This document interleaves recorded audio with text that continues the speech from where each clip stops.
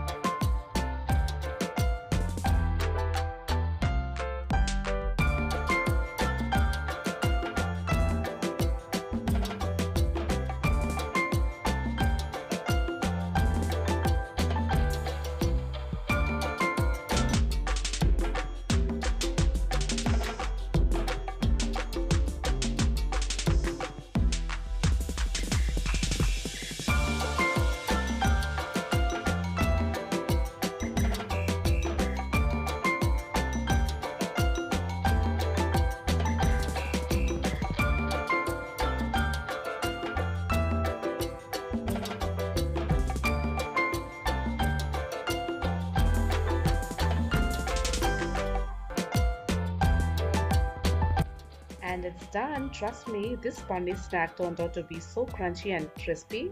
Make this for your kids and family. Share your feedback and don't forget to subscribe my channel. Hit the bell button to get notified whenever I upload a new video. Thank you. Meet you in the next video. Bye bye.